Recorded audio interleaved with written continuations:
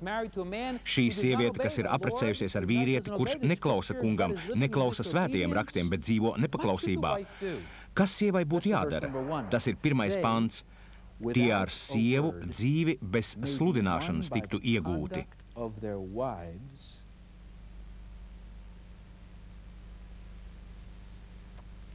Ko nozīmē ar sievu dzīve bez sludināšanas? Vai zināt?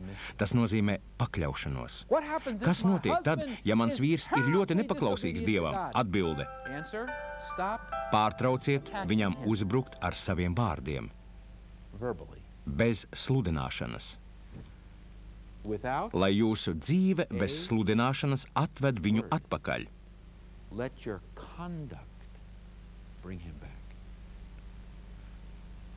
Vai vīrietis zina, ka viņš dzīvo grēkā? Protams. Vai Dievs darbojas viņā no iekšienes? Protams. Vai zināt, kas Dievam nav vajadzīgs?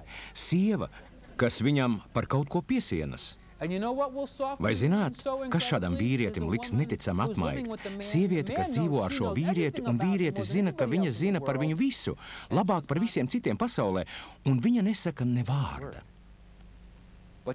Viņa nesadusmojas un nepiededzina gaļu.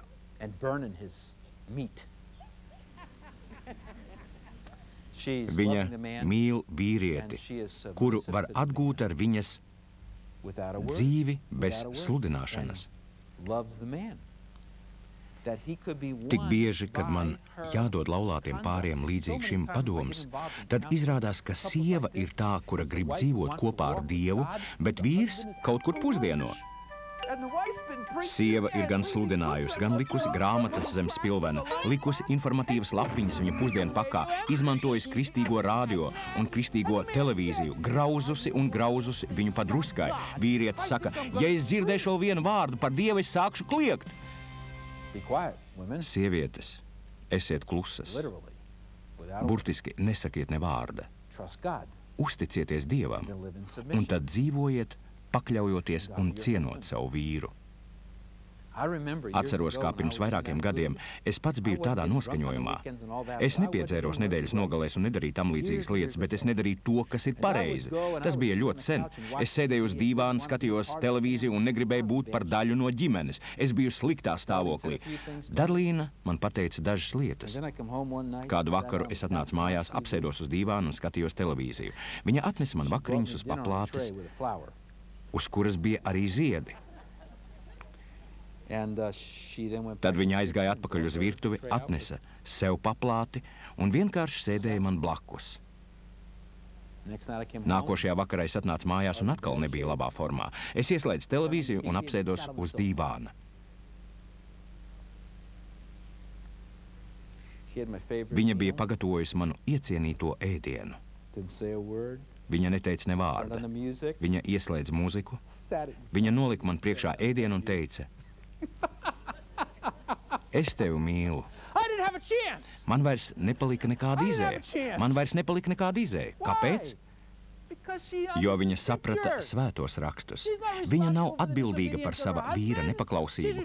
Viņa ir atbildīga Dieva priekšā par to, ko Dievs viņai liek darīt, un tālāk Dievs pats tiks galā. Nekas tā neatkausē vīriešu sirdi, kā viņas sievas cieņa un abrīnas brīžos, kad viņš kaut ko dara nepareizi.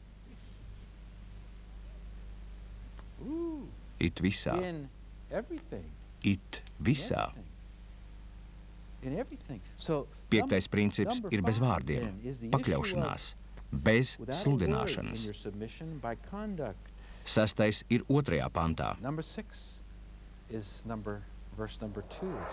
Tajā teikts, redzēdami jūsu dievbijīgo skaidro dzīvi. Vai tas nav pārsteigums mūsdienu sievietei? Vai zināt, ko nozīmē vārds bailes? Tas ir vārds fobija. Tas nozīmē ļoti lielu cieņu, godu. Bailes aizvainot otru cilvēku.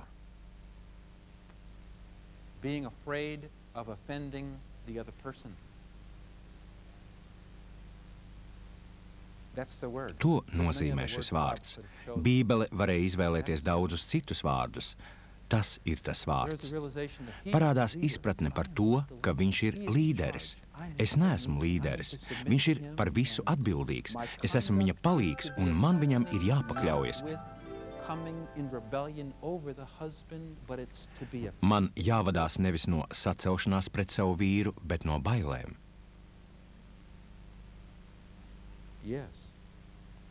Jā.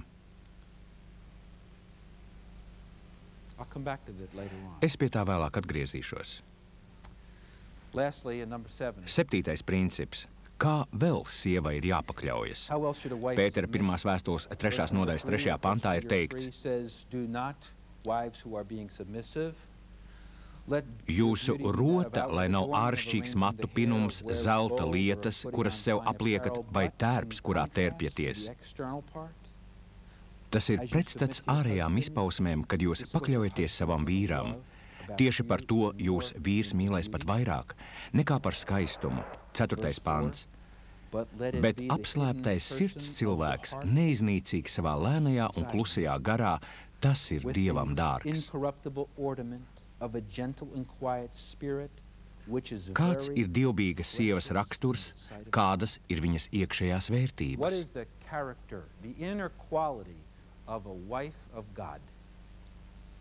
Viņa ir maiga. Viņa nav strauja. Viņa nav uzbāzīga. Viņa nav vīzdegunīga. Viņa ir maiga. Viņa ir klusa. Jūs domājat burtiski? Jā, protams.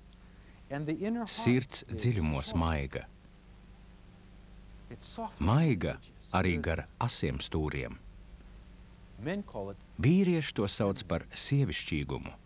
Tā to sauc vīrieši. Ja jūs esat blakus sievietei, kura ir klusa un maiga sirdī un cēla, tad vīrieši tas ļoti pievelk.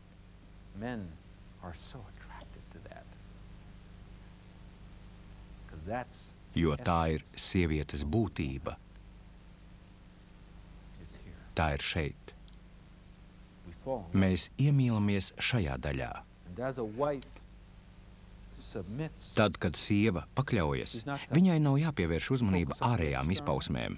Vai viņai ir jāizskatās pievilcīgi, protams, taču uzmanība viņai ir jāveltī iekšējam rotājumam, sirds dārglietām, lai viņa būtu brīnišķīgs cilvēks.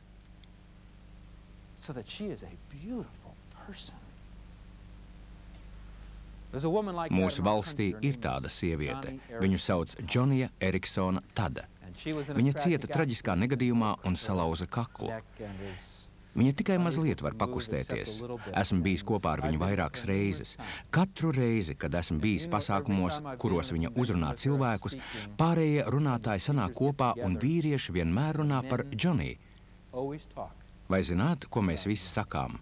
Viņa ir neticami skaista. Mūs tik ļoti piesaista viņas raksturs, ka mēs viņā iemīlamies. Es to nedomāju nepiemērotā veidā. Es domāju, ka nav tāda vīrieša, kas ir viņas tūmā un kas neuzskatītu, ka viņa ir ļoti pievilcīga. Maigums, sievišķīgums, kas ir tik maigs. Vīrieši grib vadīt tādu sievieti.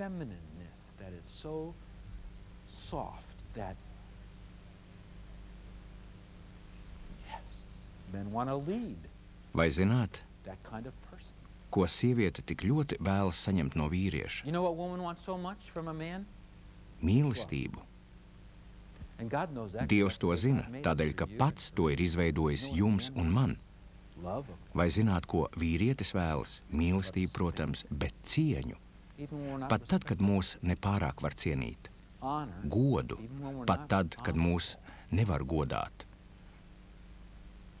Un pakļaušanos pat tad, kad jūs zināt, ka mums nav taisnība. Ja no visa teiktā gribam atrast būtiskāko, kāda ir sievas loma? Viņai ir jābūt par palīgu. Kāds ir sievas pienākums? Viņai jāpakļaujas.